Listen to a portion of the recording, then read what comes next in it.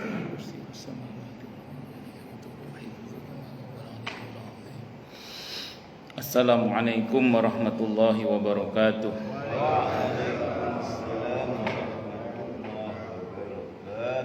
Bismillahirrahmanirrahim. Alhamdulillahi rabbil alamin. Wa bihi nasta'inu ala umurid dunya waddin. Wassalatu wassalamu ala asyrafil anbiya'i wal mursalin, Sayyidina wa habibina wa syafi'ina wa qurrati a'yunina wa maulana Muhammadin wa ala alihi wa ashabihi wa dhurriyyatihi ajma'in, amma ba'du. Ashhadu an la ilaha illallah wa ashhadu anna Muhammadar Rasulullah wa ufawwidu amri ilallah. Innallaha basirun bil ibad. Hasbiyallahu la ilaha illa huwa alaihi tawakkaltu wa huwa rabbul arsyil azim. Qala Allah ta'ala fi kitabihil karim hikayatan an nabiyillahi Musa alaihi salam. Rabbi shrah li sadri wa yassir li amri wahlul 'uqdatam min lisani yafqahu qawli.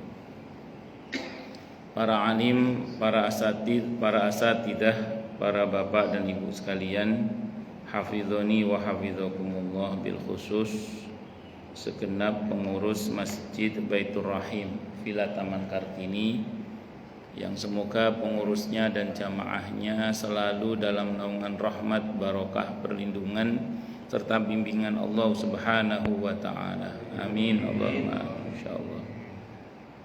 Allahumma inna nas'aluka ilman nafi'a wa rizqan thayyiba wa amalan mutaqabbala wa fatahallahu lana futuhal arifin. Allahumma inna na'udzubika min ilmin la yanfa' wa amalin la yurfa' wa qalbin la yakhsha' wa du'a la yusma'. Allahumma ati anfusana taqwaha wa zakkiha anta khairu man zakkaha anta waliyuha wa maulaha. Amin Allahumma amin insyaallah. Bapak Ibu sekalian, hafizani wa hafizakumullah, masih melanjutkan kajian kita insyaallah pada sababun nuzul surah Al-Mujadilah ayat 10. A'udzu billahi as-sami'il 'alim minasyaitonir rajim. Innaman najwa minasyaitoni liyahzunal ladzina amanu wa laysa bidarrihim syai'an illa biiznillah wa 'alallahi falyatawakkalul mu'minun. Sesungguhnya pembicaraan rahasia, najwa itu artinya pembicaraan rahasia, itu adalah dari setan. Walaupun tidak semua pembicaraan rahasia itu dari setan, tapi dalam konteks ayat ini yang dimaksud itu supaya orang-orang yang beriman itu berduka cita, sedangkan pembicaraan itu tiadalah memberi mudarat sedikit pun kepada mereka kecuali dengan izin Allah. Artinya yang bisa mendatangkan manfaat dan mudarat itu hanya Allah. Makanya kalau ada orang takut kepada makhluk itu sebenarnya salah gitu, sebenarnya salah. Kenapa? Karena makhluk itu tidak bisa mendatangkan manfaat. Makhluk juga tidak bisa mendatangkan mudarat kecuali dengan izin Allah. Jadi kalaupun makhluk itu bisa mendatangkan manfaat dan mudarat, itu bukan karena makhluk itu bisa, tapi karena dibisakan oleh Allah. Sehingga kalau Allah bilang nggak bisa, ya nggak bisa. Makanya dalam banyak peperangan kaum muslimin, kalau bukan karena Allah yang menahan tangan orang-orang kafir itu, ya muslimin ya kalah. Secara jumlah mereka sering menang itu. Secara jumlah mereka sering lebih banyak. Nah demikian juga kalau Allah tidak menahan kezaliman orang yang zalim kepada kita, barangkali kita sudah habis, sudah hancur kita, sudah habis. Tapi karena Allah yang menahannya, sehingga kita alhamdulillah masya Allah masih selamat hingga detik ini. Makanya saya ulang, tidak ada yang bisa mendatangkan manfaat dan madharat sejatinya kecuali hanya siapa? Allah. Makanya kalau kita juga ingin bisa memberikan manfaat, minta kepada Allah agar kita diizinkan bermanfaat, baik untuk diri kita, keluarga kita, agama kita, negara kita, masyarakat kita, dan seterusnya. Bermanfaat seluas-luasnya. Karena Nabi bersabda, kama qala khairun nas anfa'uhum linnas. Sebaik-baik manusia adalah yang paling bermanfaat bagi manusia yang lainnya. Dan kita ini nggak akan bisa bermanfaat kecuali diizinkan oleh Allah bermanfaat. Nah, itu penting kita bermohon pada Allah. Makanya tiap subuh dalam hadis riwayat Ibnu Sunni atau kama qala, Nabi berdoa, Allahumma inni as'aluka ilman nafi'a, agar ilmu kita ini bermanfaat. Allahu Akbar. Nah, kalau kita paham bahwa semua tidak akan terjadi kecuali dengan izin Allah, maka orang yang beriman itu fokusnya terutama dan yang utama dan yang pertama itu adalah baik-baik memperbaiki hubungan dengan Allah. Walaupun nanti memperbaiki hubungan dengan Allah itu yang Allah tuntut juga memperbaiki hubungan dengan sesama, itu sekaligus. Maka orang itu tidak disebut memperbaiki hubungan dengan Allah ketika dia zalim kepada sesamanya. Nah, dan dalam Islam saya ulang, dua-duanya ini harus sekaligus. Baik hubungannya dengan Allah dan baik hubungannya dengan sesama. Nah, secara umum kalau orang memperbaiki hubungannya dengan Allah itu biasanya otomatis dia akan berusaha memperbaiki hubungannya dengan sesama, karena di antara perintah Allah adalah berbuat baik kepada sesama. Tapi belum tentu orang yang baik pada sesama itu baik hubungannya dengan Tuhannya. Sehingga mungkin sering kita temui orang yang secara sosial bagus, tapi secara ritual ya buruk gitu. Yang lebih parah lagi buruk dua-duanya. Na'udzubillahi minasyaitonir. Maka di antara syarat kemuliaan seorang muslim itu adalah harus baik hubungannya dengan Allah dan harus baik hubungannya dengan sesama. Surah Ali Imran ayat 112. Wa dzuribat 'alaihimud dzillatu aynama thuqifu illa bihablim minallah wa hablim minan nas. Ditimpakan kehinaan kepada mereka dimanapun mereka berada kecuali dengan tali yang terhubung, tali perjanjian, tali yang terhubung dari Allah dan tali yang terhubung dari sesama. Maksudnya memperbaiki hubungan dengan Allah dan memperbaiki hubungan dengan sesama. Maka saya ulang sekali lagi, kita ini intinya harus baik-baik sama Allah gitu aja. Nah, kalau kita baik-baik sama Allah, insya Allah semua akan dibuat baik. Tapi kalau kita buruk hubungannya dengan Allah, ya jangan salahkan siapa-siapa kecuali diri sendiri kalau kemudian terjadi hal-hal yang tidak baik. Bahwa ada yang mengatakan semakin dekat dengan Allah semakin diuji, betul, tidak salah. Tapi sering saya sampaikan kan, kalau semakin jauh dari Allah memang tidak semakin diuji, tapi semakin dikemplang. Nah, silakan dipilih mau diuji apa dikemplang. Nah, kira-kira gitu. Jadi kalau diuji terukur, karena Allah prinsipnya tidak akan membebani hambanya di luar kemampuannya. La yukallifullahu nafsan illa wus'aha. Tapi kalau dikemplang, suka-suka Allah udah. Mau kuat gak kuat, mampu gak mampu, sikat. Karena urusannya dia mampu apa tidak itu bukan urusan itu. Kenapa? Karena babnya dikemplang tadi itu. Memang sebelum dikemplang kadang kasih enak dulu, namanya istidraj.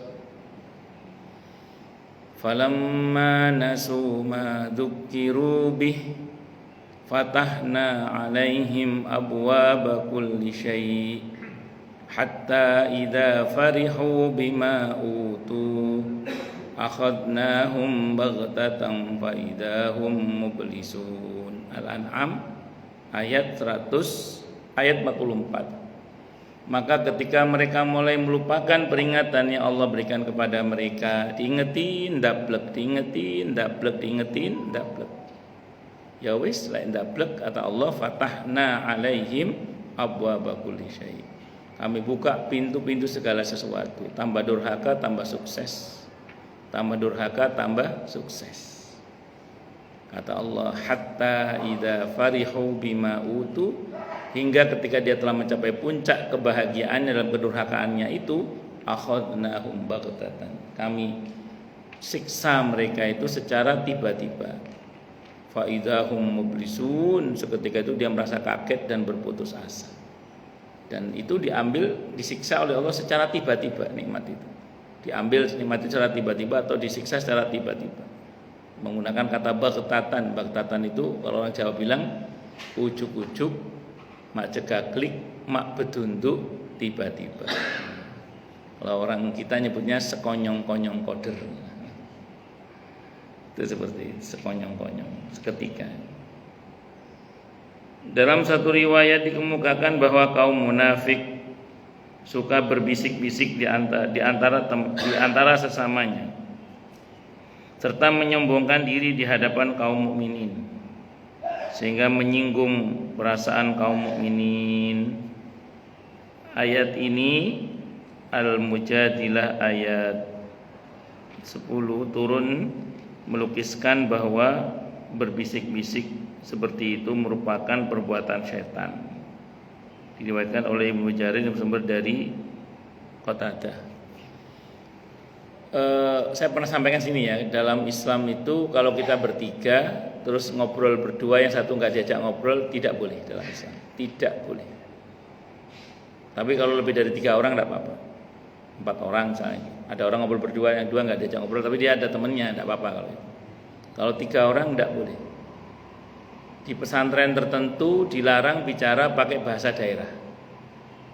Saya pernah datang ke suatu pesantren, di pesantren itu dilarang ngomong pakai bahasa daerah. Karena kadang yang lain tidak ngerti ngomong apa itu. Nah, takutnya nyinggung, takutnya apa? Nyinggung. Jadi harus ngomong pakai bahasa Indonesia atau bahasa Arab atau bahasa Inggris, itu baru boleh. Tapi kalau bahasa daerah tidak boleh. Kenapa tidak boleh? Karena takut nyinggung perasaan yang lain. Nyindir tapi gak apa namanya, yang di sini gak tahu. Nah, secara prinsip tentu ini berbisik, yang dari setan tuh berbisik merencanakan sebuah kejahatan atau penghinaan kepada orang-orang yang beriman. Nah, dan dalam Islam bukan tidak boleh ada pembicaraan rahasia, boleh. Akan tetapi harus dilatar belakangi niat yang baik dan untuk kebaikan. Nah, adapun untuk kezaliman atau kejahatan tentu itu yang tidak boleh. Karena gini, dalam ayat ini disebutkan bahwa sebetapapun itu pembicaraan rahasia antar mereka, tapi semuanya diketahui oleh Allah Subhanahu wa taala. Karenanya semua rencana jahat orang-orang munafik tadi itu dalam ayat dikatakan tidak akan membahayakan orang-orang beriman sama sekali, kecuali dengan izin Allah. Ya, makanya tadi intinya baik-baik sama Allah itu. Nah, kita ini jangankan kita ya, selevel Nabi saja Allah jadikan setan untuk beliau itu baik dari kalangan manusia maupun dari kalangan jin. Kalau selevel Nabi saja ada musuhnya dalam wujud setan manusia maupun setan jin, apalagi kita yang bukan Nabi. Pasti itu. Maka di antara sebuah kesalahan adalah ketika orang itu merasa tidak punya musuh, itu sebuah kesalahan. Kata para ulama, sebuah kesalahan adalah ketika seseorang itu merasa tidak punya musuh. Tapi dalam Islam kita seudon sama orang itu tidak boleh, gitu loh. Kita seudon sama orang tidak boleh. Orang jangan-jangan tidak boleh seudon itu. Tapi waspada harus. Nah, di antara yang diajarkan oleh Allah berkaitan dengan kemungkinan adanya rencana jahat orang kepada kita atau rencana jahat jin kepada kita, kalau itu dari bangsa setan, dari bangsa jin, maka adalah dengan bertawakal, bertawakal, berserah diri hanya kepada Allah, baik dengan kalimat hasbunallah wa ni'mal wakil atau dengan wa ufawwidhu amri ilallah innallaha basirum bil ibad. Atau dengan hauqalah la haula wala quwata illa billahil aliyyil azim. Nah, itu insya Allah semua rencana jahat orang itu dibatalkan oleh Allah. Dan tidak jarang rencana jahat itu kadang menghantam diri mereka sendiri. Nah, itu yang diajarkan dalam Islam itu kira-kira begitulah. Di antaranya. Di samping banyak-banyak doa, sedekah. Pokoknya baik-baik hubungannya dengan Allah dan dengan sesama deh. Insya Allah selamat. Dan kalaupun terjadi juga rencana jahat mereka karena Allah berkehendak itu terjadi, yang penting satu, kita selamat. Apa contohnya Ustadz? Itu perjanjian Hudaybiyah itu para sahabat ada kekhawatiran Nabi ditipu kan. Poin-poin perjanjiannya tampak merugikan kaum muslimin. Para sahabat berhitung secara kalkulasi politik, perang saja ya Rasulullah. Akhirnya perintah Allah di surah Al-Anfal ayat 61 itu, wa in janahu lisalmi fajnah laha wa tawakkal 'ala Allah. Kalau mereka menghendaki damai wahai Nabi, turuti saja. Tapi syaratnya satu, kamu mesti bertawakal kepada Allah. Maka Nabi bertawakal hanya kepada Allah. Dan tanda tangan perjanjian Hudaybiyah, suluh Hudaybiyah. Apa yang terjadi? Ternyata yang direncanakan orang-orang kafir terjadi juga itu. Itu Nabi ditipu. Pada itu tahun ke-6 Hijrah Nabi tanda tangan. Tahun ke-7 Hijrah Nabi ditipu karena ada sekutu Mekah nyerang sekutu Madinah sampai terjadi pembantaian. Maka tahun ke-8 Hijrah terjadi Fathu Mekah. Setelah sebelumnya ada umroh qadha pada tahun ke-7 Hijrah. Allahu Akbar. Disebut umroh qadha karena tahun ke-6 Hijrah itu Nabi enggak jadi umroh itu. Tahallul sebelum terjadi umroh. Sudah ngambil ihram, belum tawaf, belum sa'i, belum tahallul. Nah, beliau dihadang di Hudaybiyah, enggak boleh masuk. Akhirnya Nabi membatalkan umrohnya dengan tahallul. Terus bayar dam, motong kambing.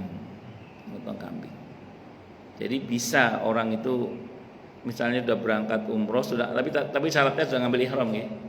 Sudah ngambil mikot, sudah berihram. Kok misalnya enggak jadi umroh misalnya, pulang balik misalnya, maka lakukan tahallul, potong kambing sebagai pembayaran dam. Itu yang dilakukan oleh Rasulullah Muhammad sallallahu alaihi wasallam. Nah, nanti tahun ke-7 Nabi umroh qadha namanya. Jadi mengqadha yang kemarin enggak jadi. Mengqadha yang kemarin tidak jadi.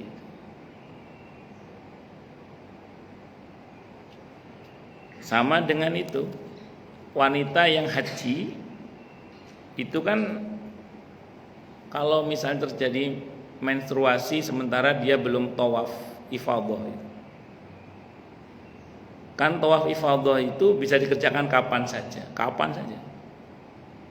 Sementara tidak jarang waktu kepulangan sudah dekat. Nah, sementara haidnya belum suci. Sementara maksimal haid itu 15 hari. Kalau haji plus tidak mungkin itu. Kalau haji reguler mungkin kalau memang dia termasuk kloter akhir karena masih 40 hari kan. Nah, tapi kalau kloter awal juga nggak mungkin itu. Maka kemudian ada, kalau dulu barangkali bisa nunggu kapan saja seenaknya lah. Sekarang kan dibatasi Pak Haji, sehingga ada seorang ulama yang berijtihad di Mekah itu, Sayyid Muhammad Alawi Al-Maliki rahimahullah, dalam fikih hajinya beliau mengatakan bahwa salah satu aktivitas yang orang haid tidak boleh melakukan kan tawaf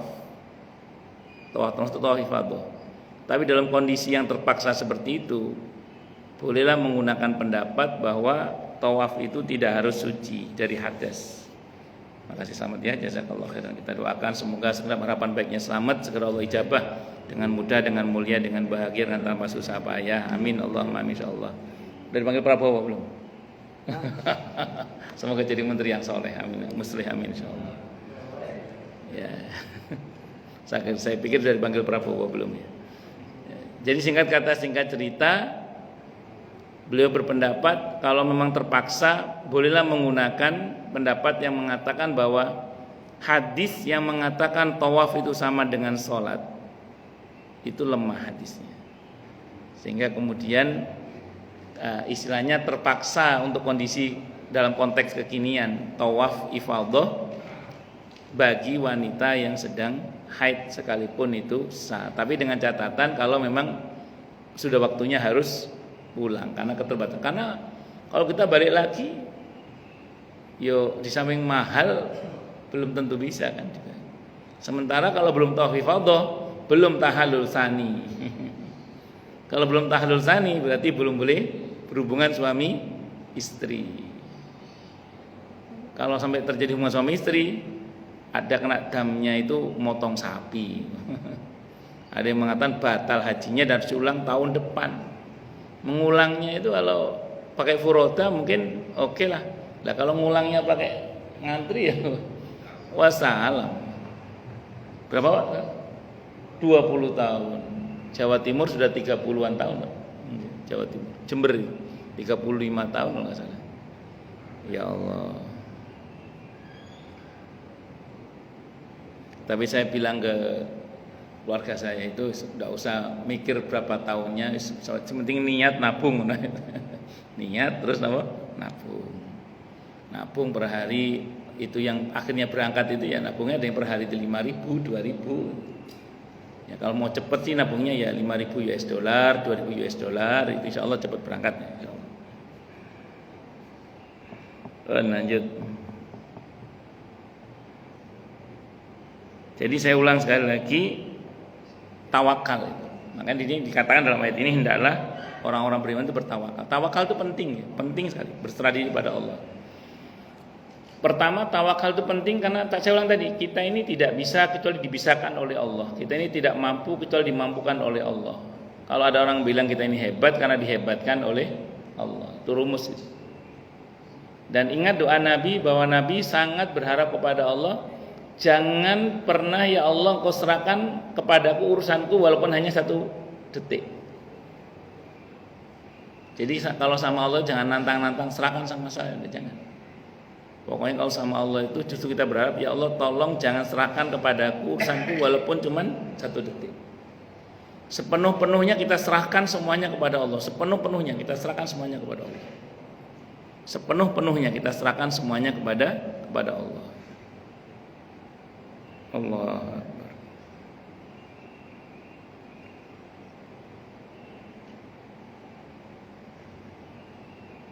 Berikutnya sababun nuzul surah Al-Mujadilah ayat 11.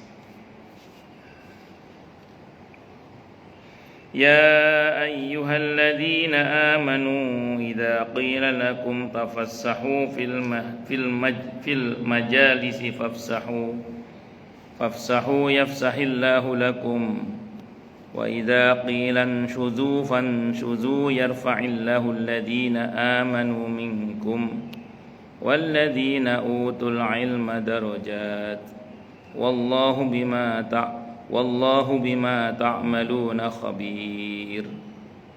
Hai orang-orang yang telah beriman, apabila dikatakan kepada kalian berlapang-lapanglah dalam majlis, maka lapangkanlah, niscaya Allah akan memberikan kelapangan untukmu.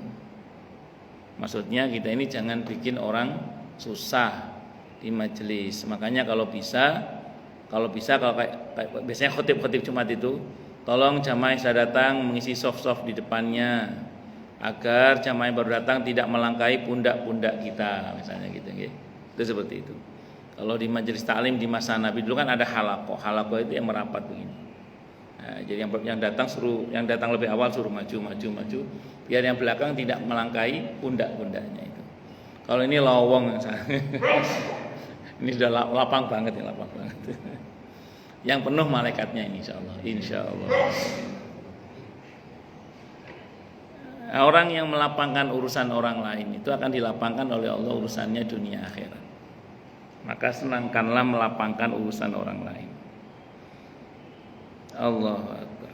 Dan apabila dikatakan berdirilah kamu, maka berdirilah. Niscaya Allah akan meninggikan orang-orang yang beriman di antaramu dan orang-orang yang diberi ilmu pengetahuan.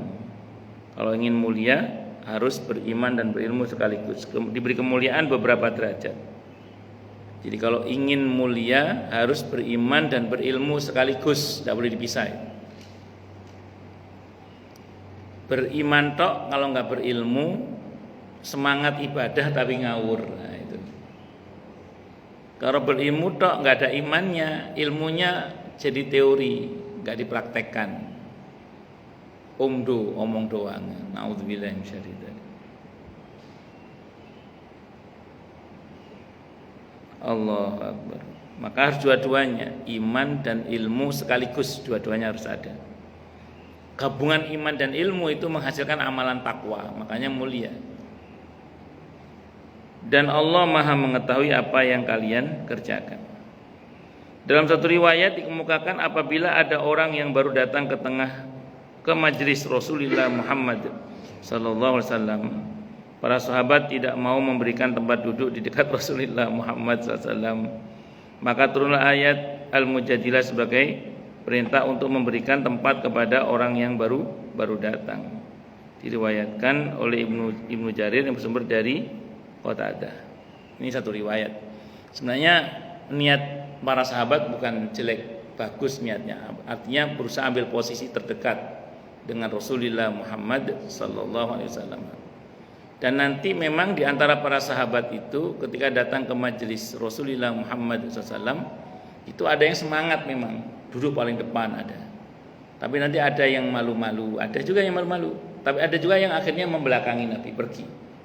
Dan itu pernah terjadi di masa beliau dan beliau berkomentar, ini yang tidak malu, paling depan ini yang tidak malu, Allah tidak malu-malu memberikan rahmat kepadanya, kata Nabi. Itu yang malu-malu itu Allah malu-malu juga kepada dia ngasih rahmatnya. Yang pulang tadi karena dia membelakangi majelis beliau mengatakan Allah juga berpaling dari dia. Tapi dalam konteks karena dia kayak nggak suka gitu dengan majelis Nabi kita Muhammad SAW. Tapi dalam konteks kalau ada keperluan keluarga Nabi tidak melarang. Karena pernah juga ada di tengah-tengah majelis Nabi ada seorang sahabat berangkat kerja gitu loh. Ada sahabat yang komentar kalau bahasa kita, wah dasar wong nggak genah itu. Wah ada majelis Nabi kok malah kerja. Kata Nabi jangan. Yang kalian duduk di sini ini jangan dicela Ustaz. Kalian yang duduk di sini ini kalian juga sedang berbuat kebaikan, dia juga sedang berbuat kebaikan, yaitu mencari nafkah untuk keluarganya. Nah, kalau ada majelis ilmu kadang bapak-bapak pamit dulu. Nah, monggo itu kan masing-masing memang punya porsinya sendiri-sendiri. Tapi yang membelakangi tadi yang kata Nabi Allah membelakangi dia juga itu karena dia pergi karena tidak suka dengan majelis Rasulullah Muhammad sallallahu alaihi wasallam. Andai kan orang tahu keutamaan majelis begini nih, pasti dia akan senang datang ke majelis ini. Karena ini di samping di masjid ada halaqah ilmu di waktu subuh pula, insya Allah mustajabah.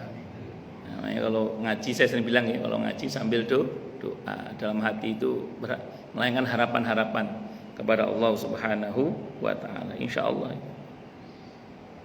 Allahu Akbar. Ini diriwayatkan oleh Ibnu Jarir yang bersumber dari Qatadah. Dalam satu riwayat dikemukakan bahwa ayat ini, terus majelis Rasulullah Muhammad SAW itu yang resmi di masjid itu ada tiga waktu kelas ya, yang saya tahu. Pertama di waktu duha, di waktu setelah subuh. Dalam hadis Sahih Muslim ada dua halaqah. Saya baca dalam kitab Ar-Rasul Al-Muallim karya Syekh Abdul Fattah Abu Khuddah. Seingat saya hadisnya di antaranya Sahih Muslim.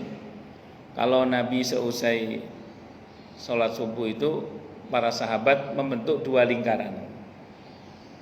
Yang satu majelis dzikir, yang satu majelis ilmu. Nabi puji dua-duanya. Nabi puji dua-duanya, yang satu berzikir, yang satu kajian. Dua-duanya dipuji oleh Nabi, dua-duanya dipuji oleh Nabi. Tapi kata Nabi, tapi saya adalah seorang guru, kata Nabi. Maka saya pilih duduk di majelis ilmu. Nah, duduk di majelis ilmu. Jadi majelis ilmu ini majelis yang lebih Nabi sukai. Tapi Nabi tidak mencela majelis yang satunya. Tapi Nabi lebih menyukai majelis ilmu karena kata saya adalah seorang muallim, kata saya adalah seorang guru. Dan memang dalam Islam keutamaan mencari ilmu itu melampaui zikir. Jadi zikir itu kalah dengan majelis ilmu.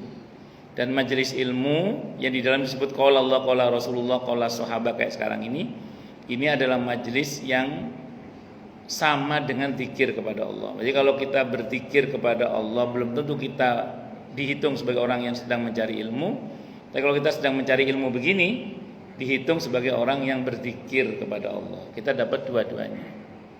Nah, itu pertama. Yang kedua, waktu duha itu ada majelis Rasulullah Muhammad SAW khusus hari Kamis untuk sahabiat perempuan. Nanti kelas Nabi yang ketiga ini yang di masjid ya, yang resmi ya.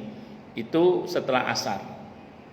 Cuman setelah asar ini majelis Rasulullah Muhammad SAW sebentar, nggak lama. Pendek lah waktunya, pendek setelah asar itu jadi di Masjid Nabawi itu, di Masjid Nabi dulu SAW itu ada halaqah ilmu sehari 3 kali yang resmi itu, yaitu setelah subuh, waktu duha, dan setelah asar sebelum maghrib. Adapun di luar itu, dimanapun Nabi berada, syarat dengan ilmu dan hikmah. Itu Nabi itu dimanapun beliau berada, syarat ilmu dan hikmah itu Nabi kita Muhammad sallallahu alaihi wasallam. Allah dalam riwayat yang lain dikemukakan bahwa ayat ini Al-Mujadilah ayat 11 turun pada hari Jumat di saat pahlawan-pahlawan Badar datang ke tempat pertemuan yang penuh sesak.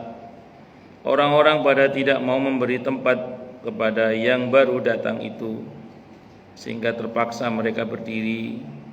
Rasulullah Muhammad SAW menyuruh berdiri kepada orang-orang itu,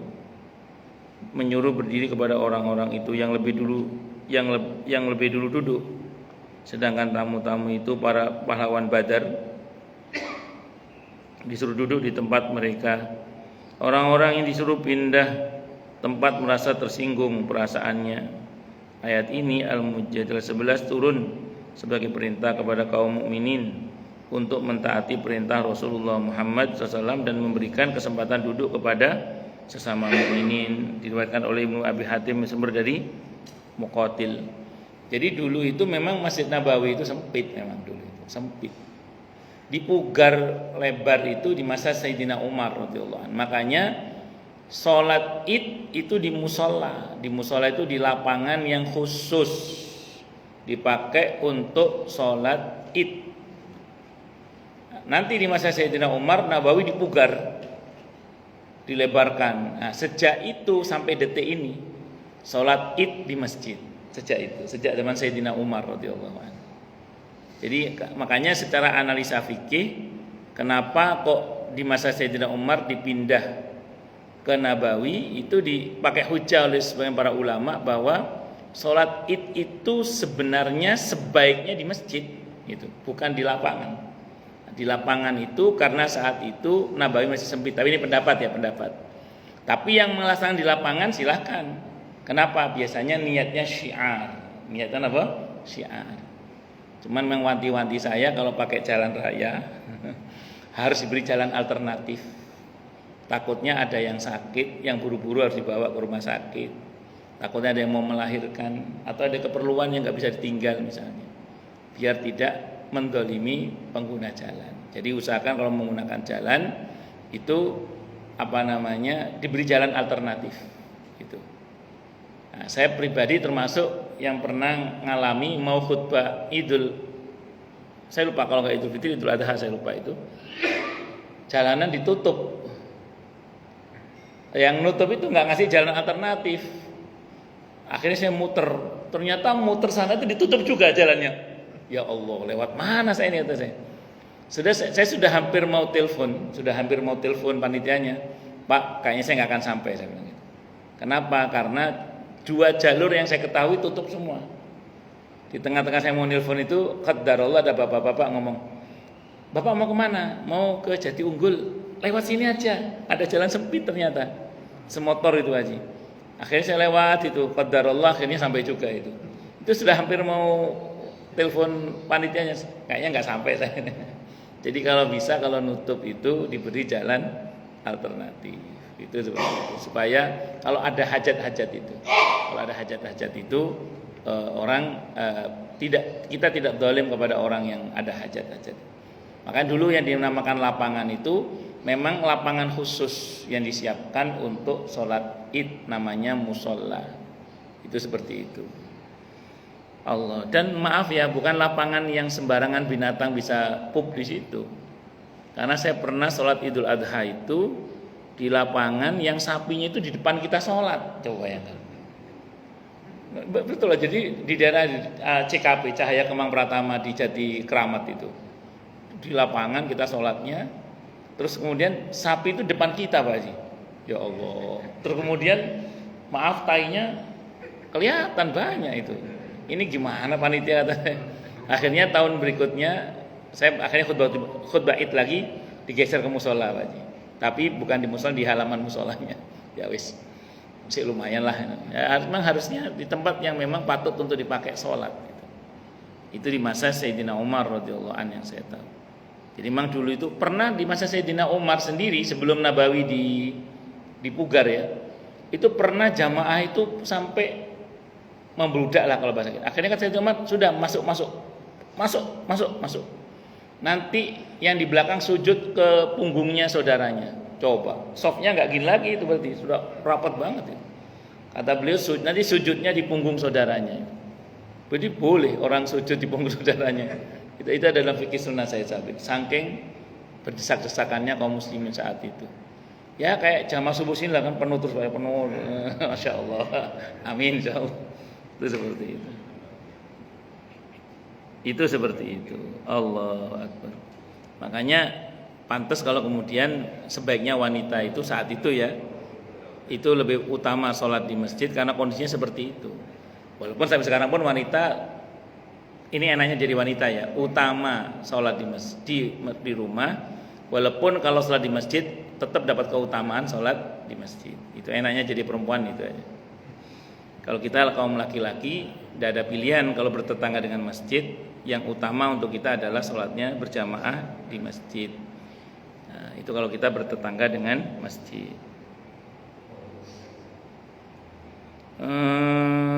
Diriwayatkan oleh Ibnu Abi Hatim yang bersumber dari Muqatil. Kemudian surah Al-Mujadilah, sabab nuzul surah Al-Mujadilah ayat 12-13.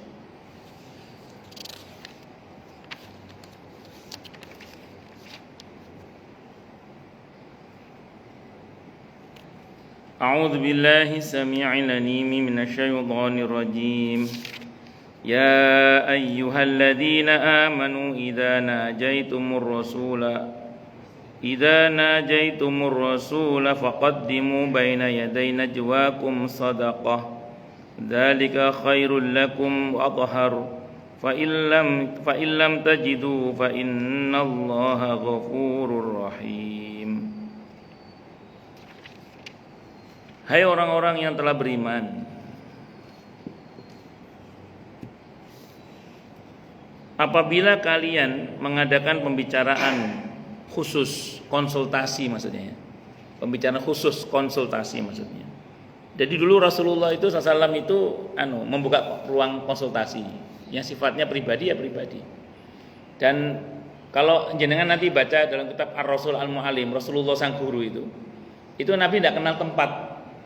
Pernah Nabi sedang jalan bersama para sahabat, tiba-tiba ada seorang wanita datang kepada Nabi, ya Rasulullah, saya mau konsultasi, tapi ini masalah rahasia. Kata Nabi, silahkan. Akhirnya Nabi itu mojok bersama wanita itu, tapi tidak khalwat ya, mojok. Nah, jadi mojok terus Nabi menerima konsultasi orang. Jadi Nabi itu orangnya nggak jaim gitu loh, nggak jaim mentang-mentang Nabi terus yang nanya perempuan terus Maaf Bu ya, saya ini mboten. Nanti baca deh dalam kitab Ar-Rasul Al-Mu'allim. Di tengah-tengah bersama sahabat ada seorang wanita datang, terus Nabi itu wanita itu mau konsultasi ya Rasulullah. Dan ini rahasia. Akhirnya Nabi itu minggir, menjauh dari sahabat.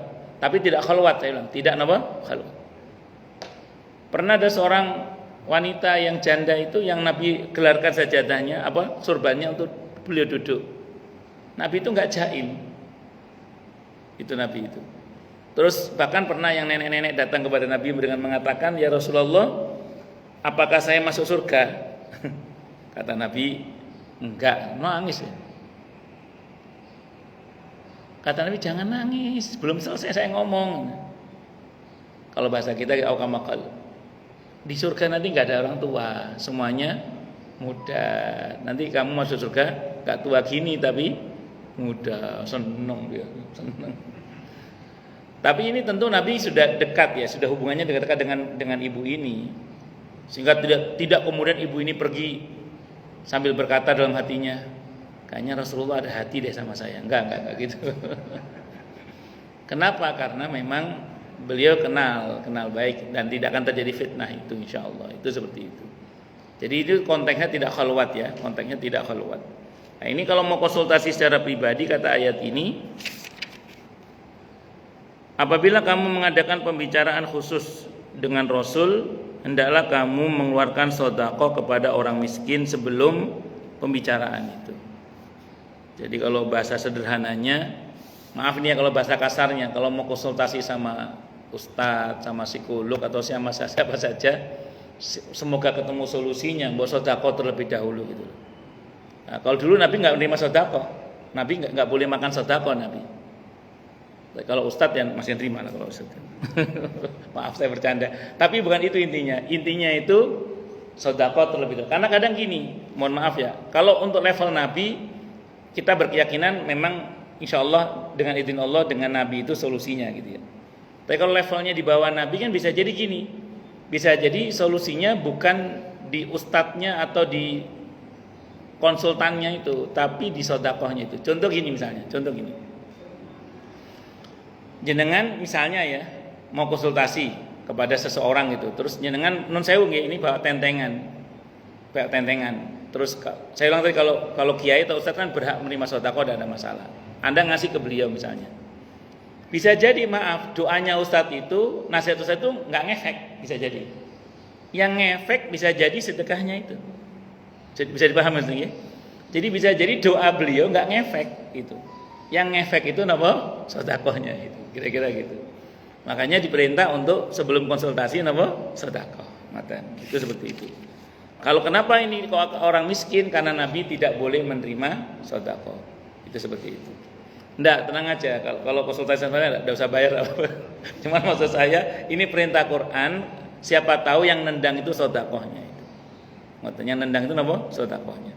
Kalau bukan ayat saya juga enggak akan nyampaikan ini. Tapi saya setuju, saya murni menyampaikan apa adanya. Karena dulu guru saya ngomong gitu juga. Kata guru saya itu, kadang kalian tuh datang ke seorang kiai, minta doa atau minta nasihat. Kadang yang doanya kiai itu ya kadang nggak ngefek gitu. Atau maksudnya nggak nendang lagi desanya. Nendang itu gara-gara sedekah kalian itu bisa jadi. Itu kalau kata beliau itu gitu.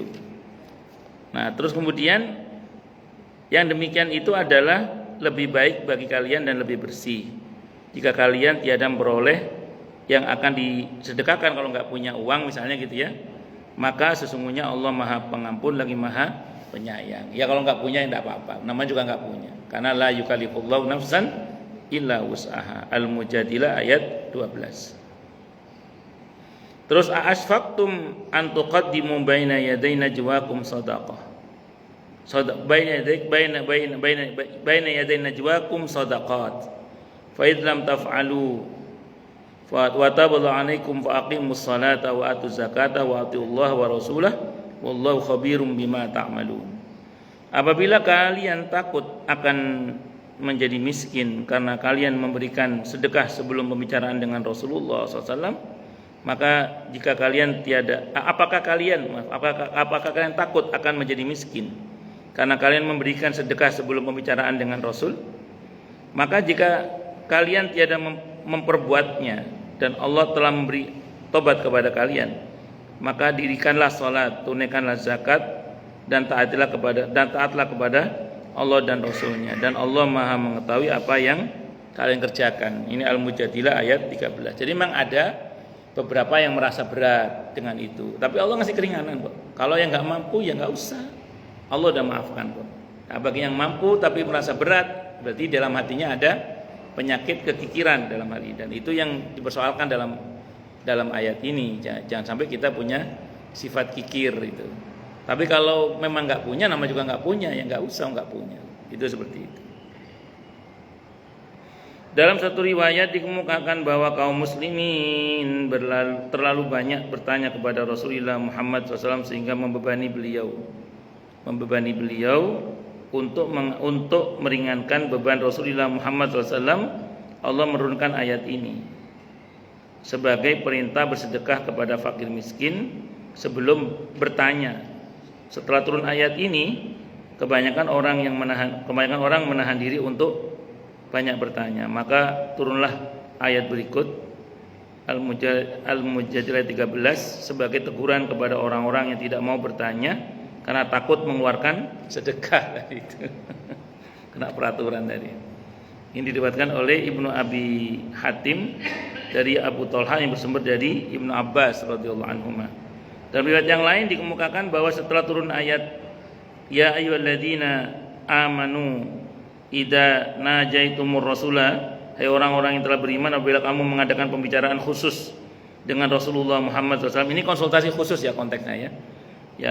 Nabi SAW bersabda kepada Ali bin Abi Thalib radhiyallahu an, bagaimana pendapatmu kalau sedekah 1 dinar? Ali menjawab, mereka tidak akan mampu. Beliau bersabda, 1/2 dinar? Ali menjawab, mereka tidak akan mampu. Beliau bertanya, kalau begitu berapa? Ali menjawab, 1 butir syair gandum. Rasulullah menjawab, engkau terlalu sederhana. Maka turunlah ayat tadi sebagai teguran kepada orang-orang yang ingin bertanya kepada Rasulullah Muhammad SAW tapi takut miskin karena harus membayar atau sedekah tadi, karena harus membayar sedekah terlebih dahulu. Selanjutnya Ali berkata, karena peristiwa itulah umat ini dientengkan bebannya. Jadi karena pada akhirnya sih ayat ini dihapus ya. Jadi orang kembali bisa konsultasi kepada Nabi tanpa harus bersedekah terlebih dahulu. Pada akhirnya begitu, pada akhirnya. Ini diriwayatkan oleh At-Tirmidzi. Menurutnya hadis ini hasan dan lain-lain yang bersumber dari Ali bin Abi Thalib radhiyallahu an. Jadi saya ulang ya. Ini kalau Nabi saya ulang memang tidak menerima sedekah karena beliau tidak boleh makan sedekah. Kalaupun beliau terima dikasihkan ke orang lain. Maka sedekahnya kepada fuqara masakin. Tadi saya ulang, kalau dalam konteks Nabi solusilah dengan izin Allah. Nah, tapi kalau untuk model yang maaf levelnya konsultan, entah itu ustadz, psikolog atau apa sajalah yang sifatnya Anda butuh pemecahan masalah, bisa jadi kadang doanya ustadz itu atau doanya orang yang mendoakan Anda atau kiai itu atau ajengan atau siapa itu enggak terlalu nendang. Justru menjadi nendang solusinya itu gara-gara sedekah jenengan tadi itu. Ya, terserah mau ke fuqara masakin atau kepada sang kiainya sendiri, terserah monggo terserah jenengan. Itu sedekah itu kadang nendang tadi itu. Itu seperti itu. Tapi kalau ke saya gratis konsultasi. Tapi kalau bawa tentengan ya saya terima. Bercanda kalau nggih, bercanda. Ada nggih monggo, yang mau tanya, protes, marah boleh silakan. Monggo. Nggih, monggo. Monggo. Ini tentang orang tawaf, orang haid boleh tawaf. Orang haid boleh tawaf. Ya, itu pendapat gitu. Menurut Anda bagaimana? Bagaimana kalau minum pil haid waktu haji kan ada sebagian pemerintah itu minum pil haid untuk menghindari haid. Kemudian tadi disebutkan bahwa majlis taklim tersebut kan cuma 3 waktu setelah subuh. Yang resmi ya, yang resmi di masjid. Setelah subuh, setelah asar dan setelah duha, waktu duha. Ya. Kan Rasulullah kalau ketika menerima apa namanya ya, benar Rasulullah tidak pakai sutroh ini, ada sutroh ini bagaimana Ustaz? Setelah sutroh ini. Oh enggak. Wallahu a'lam bishawab. Satir untuk perempuan ya. Wallahu a'lam bishawabnya. Kalau saya baca sifat sholatnya Nabi di masjid, itu kenapa Nabi kalau habis sholat itu kadang bukan kadang, sunnahnya itu miring. Kalau di dalam fikih itu miring ke arah kanan ya, miring ke arah kanan. Jadi posisi makmum sebelah kanan. Kadang sesekali beliau menengok gini. Itu tujuannya supaya kaum wanita melihat Nabi agar ngasih isyarat kepada kaum wanita itu agar pulang duluan. Karena pintunya sempit, takutnya bisa-bisa sama kaum laki-laki. Makanya Nabi kadang noleh ke belakang itu untuk ngasih isyarat ke perempuan agar pulang duluan, agar pulang terlebih dahulu. Nah, berarti apa? Sahabat wanita itu ngelihat Nabi kan? Dan Nabi ngelihat mereka juga kan? Itu ada dalam fikih sunnah itu. Nah, makanya saya nggak tahu di masa Nabi ada satir atau tidak. Cuman yang saya tahu di hadisnya begitu. Satu, yang kedua, Nabi kalau ngajar para sahabiah di hadam Sahih Bukhari, sependek yang saya baca, itu tidak menggunakan satir. Itu beda dengan kalau istri Nabi yang ngajar. Kalau istri Nabi yang ngajar yang diajari para sahabat itu miwaro'i hijab, dari balik hijab. Nah, itu perintah Allah dalam Al-Quran untuk para istri Nabi. Kalau ketamuan sahabat Nabi yang bukan mahram, ya, yang bukan mahram, walaupun mereka adalah ummahatul mukminin gitu. Tapi kalau Nabi sendiri ngajar para sahabiat itu tidak. Bahkan tadi saya ulang, beberapa kali Nabi langsung menerima berhadapan langsung dengan beberapa wanita itu. Nah, sehingga karenanya kemudian kalau ada hijab kayak gini ini ya tidak apa-apa, sah-sah saja secara muamalah, mungkin lebih kepada supaya bapak-bapak matanya nggak jelalatan ke ibu-ibu misalnya gitu. Ya, untuk menjaga saja. Saya malah punya teman Pak, seorang ustadz itu. Saya pernah tahu ada seorang ustadz itu kemana-mana bawa satir dia, bawa satir. Kalau pengajian ibu-ibu ditutup Pak satirnya, ditutup. Betul ini Pak, betul beliau itu. Saya nggak mau seudon sama beliau, saya baik sangka beliau ingin menjaga hatinya. Pernah, ini cerita jamaah saya, beliau lupa nggak bawa satir, baik lupa. Akhirnya selama ngajar tuh nunduk ini ibu-ibu sekalian gitu. Ya enggak apa-apa, itu hak beliau. Itu seperti itu. Terus ada lagi seorang kiai yang saya kenal juga. Itu kalau datang ke majelis taklimnya ibu-ibu, kalau nggak ada satirnya pulang Pak. Assalamualaikum warahmatullahi wabarakatuh. Pun 10 wangsul, saya pulang aja itu. Kalau nggak ada satirnya itu, minta yang ada satirnya. Itu macam-macam orang. Nah, ya sudahlah, kembali pada ijtihadnya masing-masing. Karena ada beberapa pesantren juga memberlakukan bahkan kiainya pun tidak boleh melihat santriwatinya. Jadi yang ngurusi istrinya kiainya itu. Ada yang begitu. Jadi kalau kuliah itu, kalau Bapak pernah nonton cara perkuliahannya di sekolah tinggi Imam Syafi'i yang di Jember itu, punya Ustaz Arifin Badri itu kalau untuk kuliah perempuan itu dibuatkan kaca Pak. Kaca yang akhwatnya bisa ngelihat dosennya dengan memberikan materi, tapi dosennya nggak bisa ngelihat ke akhwatnya. Ya tidak apa-apa, itu kan soal mekanisme. Termasuk di Temboro. Di Temboro itu pesantren Al-Fatah, ini Magetan ya. Nah, itu di Temboro itu juga sama itu. Itu ustadznya ngajar perempuan itu ditapir. Cuma kalau Temboro itu perempuannya juga nggak bisa ngelihat ustadznya juga, cuma suara aja. Suara aja. Kata santriwati yang pernah ngomong sama saya, kalau begitu enak Ustadz. Kenapa Bu? Enak, kita tidur Ustadznya nggak tahu. Ya itu. Jadi sebenarnya kalau ngikuti Nabi sebenarnya nggak pakai satir sebenarnya. Ya kan Ustadz kan, ya masa kata ngajar terus jelalatan yang ibu-ibu pentongnya ini yang suramu mungkin. Insya Allah ya sebatas pada muamalah ngelihat biasa aja. Wong makna ghaddul basar itu, ini yang saya pegang, tapi ini ya, saya tetap menghormati yang pakai satir ya. Tapi ini pendapat yang saya pegang ya. Jadi ghaddul basar itu kalau kita buka tafsirnya itu bukan merem, bukan merem ini, bukan gini juga bukan.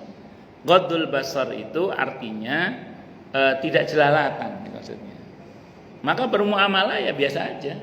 Tapi ya jangan jelalatan gini. Yang nggak boleh itu jelalatannya itu. Wallahu a'lam bisawab. Itu pendapat yang saya pegang sih. Wallahu a'lam bisawab. Masalah haid. Masalah haid tadi terkait dengan Orang yang haid boleh tawaf. ya kenapa? 4 mazhab. Saya kurang tahu detailnya ya. Cuman memang umumnya para fuqaha menganggap tawaf itu sama dengan sholat. Umumnya fuqaha. Tapi di antara para fuqaha itu mungkin karena konteksnya saat itu loh Pak. Orang itu bisa berlama-lama di situ. Jadi adekan haid pun bisa nunggu gitu. Nah, sekarang dalam konteks kekitaan ini gimana? Maka yang saya tahu ya di antaranya tadi fatwanya Syed Muhammad Alawi Al-Maliki rahimahullah, termasuk Syekh Utsaimin yang saya tahu dalam sebagian fatwanya rahimahullah itu juga beliau mengatakan begitu.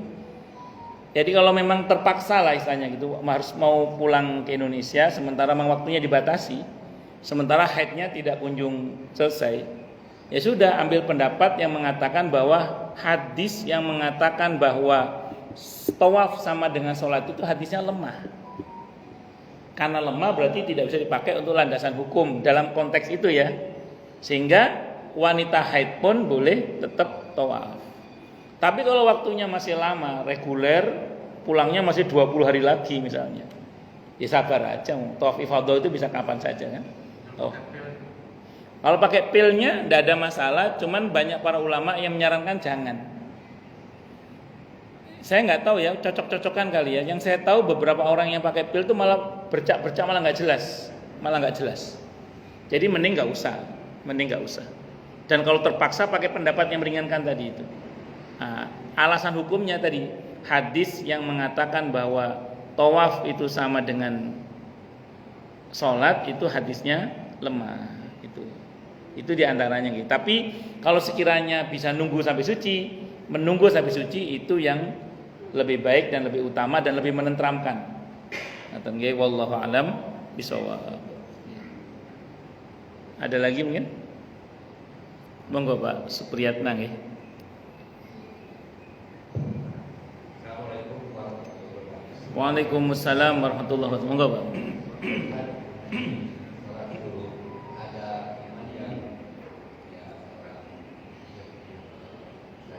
Nggih.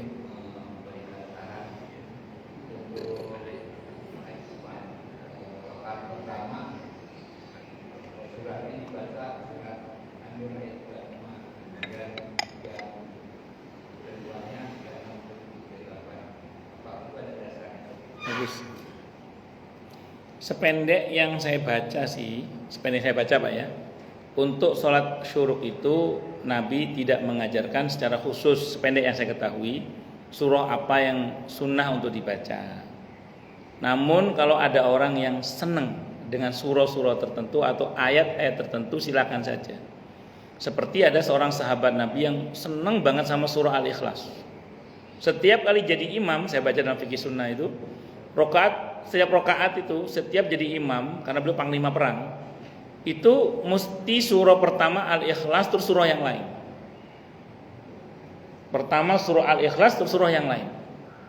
Akhirnya makmumnya kan protes. Diriwayatkan dalam ayat itu ngadu kepada Nabi kita Muhammad SAW, ya Rasulullah, bahwa ya imam ini jangan boleh Al-Ikhlas terus.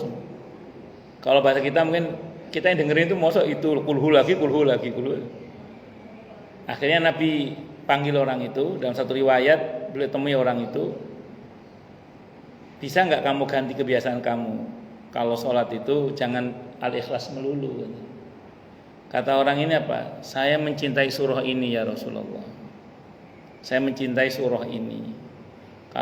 Sehingga saya senang kalau sholat itu baca surah ini. Kalau mereka tidak suka, jangan jadi makmum saya, atau pecat saya jadi imam. Nah, jadi jangan jadi makmum saya atau pecat saya. Akhirnya kata Nabi Akamakal, kecintaanmu kepada surah Al-Ikhlas akan membuat kamu masuk surga.